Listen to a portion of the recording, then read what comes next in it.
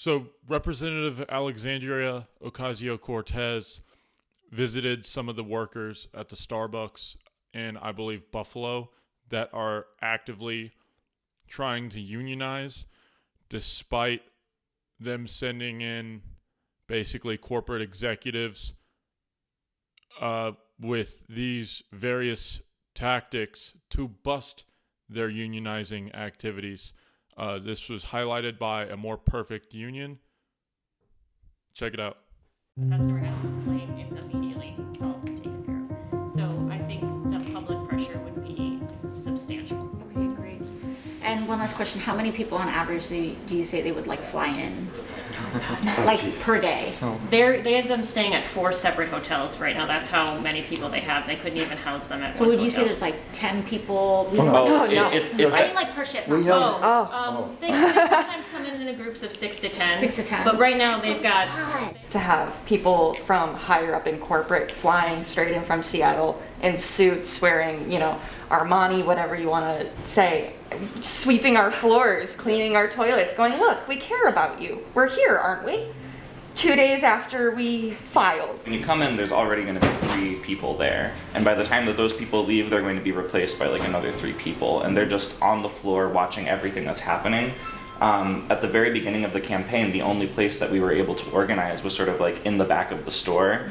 The entire area is dominated. There's no place to have a union conversation. And so for people who are more on the fence, it's impossible to have a candid conversation within work. They started out hosting these store meetings that were like framed as listening sessions, but basically they very quickly turned into just anti-union meetings. There's actually more people here to fight the union from out of the state, store managers, district managers, HR people from all over Seattle, than there are employees voting in the election.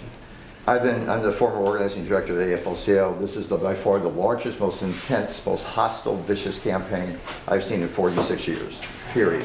I think something that's important for us to remember is that organizing, labor organizing, the most powerful thing that we have is solidarity, right?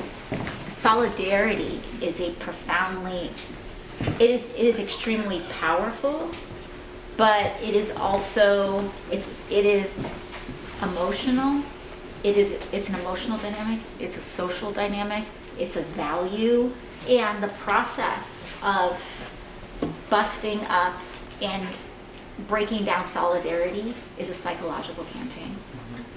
Yeah. It is all a psychological, manipulative strategy and approach that doesn't make what they're doing feel any better, but the gaslighting involved in that is, and like this idea of like, am I crazy? Am I, all of that is intentional. It is a for-profit tactic. They have literal playbooks. This is something that these folks are specialized in. That's what they get paid to do, is the psychological specialization of getting you to give up. They keep saying in these meetings too that's really making it impossible for people to have conversations is that we're bullying and we're harassing our coworkers. When They they're tell you using, that? Yeah, they keep saying, oh, if you're being harassed by a union supporter, oh, report them to ethics and compliance. Like, tell us if anybody is making you uncomfortable about the union.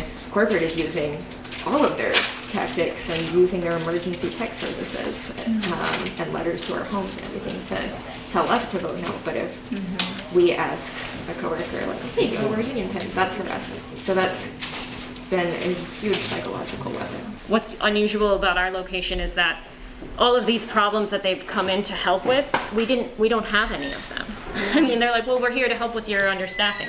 We don't have any understaffing. We're here because your manager is not doing what they're supposed to be doing. Actually, she's a fantastic manager. She's the best manager I've ever had in this company in a decade. So you're wrong. You're lying. You're trying to invent a problem to make the excuse for why you're actually here, when you're here because we filed a union campaign. Mm-hmm.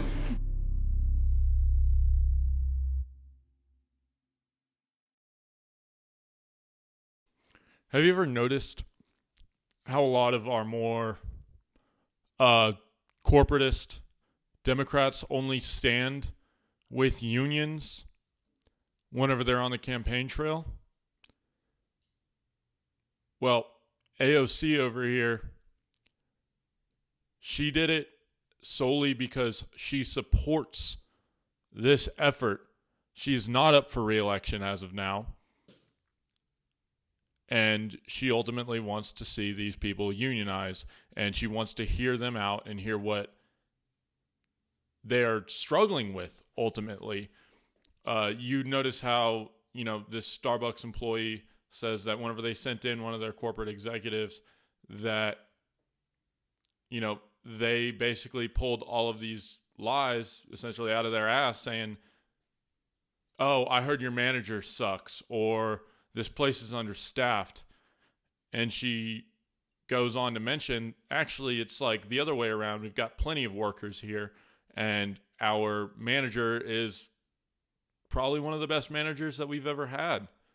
Now, ultimately, you find that a lot of those Nordic countries that say Sanders bases his political ideology from, that they don't even have a set minimum wage, but what they do have is universal unionship. That means that workers are guaranteed the right to unionize without having their company step in and do everything that they can to prevent them from ultimately getting the ability to, bargain for better wages, benefits, and working conditions. This is the ultimate, sort of small government stance. If you don't want the government stepping in and saying, oh, well, everybody has to charge a $15 minimum wage, when you're ultimately going to have towns that have, lower costs of living. And then ultimately those wages reflect, their economy and their economy and their inflation rates. But that doesn't mean that they're still making enough to get by how they should. That doesn't mean that, those workers are going to be able to feed their kids without taking on a second job. So credit to a more perfect union. I believe the person who started this business or this channel was Bernie Sanders' campaign manager, and he's actually on the ground highlighting, a lot of what truly matters in America whenever it comes to working people.